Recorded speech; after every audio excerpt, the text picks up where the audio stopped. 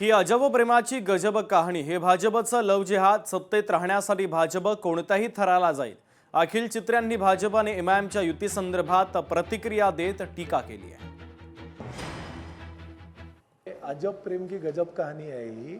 आणि हे भारतीय जनता पक्षाचं लव जिहाद जे आहे, त्यांना जिहाद हा शब्दाशी खूप प्रेम आहे, वारंवार जिहाद जिहाद करतात, तर त्यांचा जो काय लव जिहाद आहे तो समोर आलेला आहे। खुल्लम खुल्ला प्यार करेंगे हम दोनों हे आता समोर आलेलं आहे। निवडणुका जिंकण्यासाठी आणि कोणत्याही प्रकारे सत्तेत बसण्यासाठी त्यांनी याआधी देखील PDP बरोबर त्यांनी मांडीला मांडी लावून बसलेले आहेत काश्मीरला। तशाच प्रकारे आता हे पूर्ण महाराष्ट्राच्या जनतेसमोर आलेलं आहे की ते कोणत्याही थराला सत्तेत जाण्यासाठी जाऊ शकतात। त्याचं हे खुलं प्रदर्शन त्यांनी आज केलेलं आहे।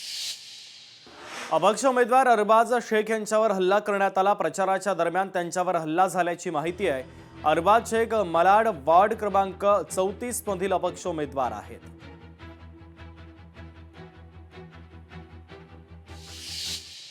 विधिमंडळातील प्रतोद यांना मंत्रिपदाचा दर्जा देण्याचा निर्णय घेण्यात आलाय। संसदीय कार्य विभागानं या संदर्भातला GR अर्थातच शासन निर्णय जारी केला।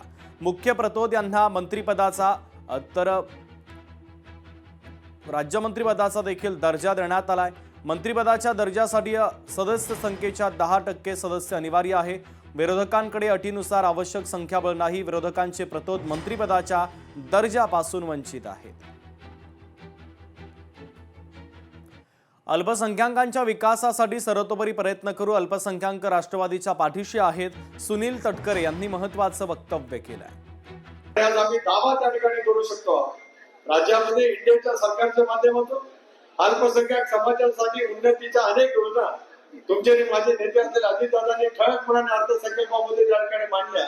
आज अल्पसंख्याक विभाग सुद्धा राष्ट्रवादी काँग्रेस पक्षाकडे आहे।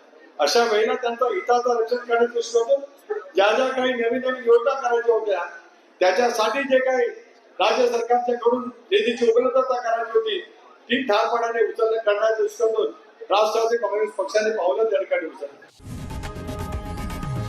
लोकशाही मराठी ऐका, पहा, जागरूक रहा।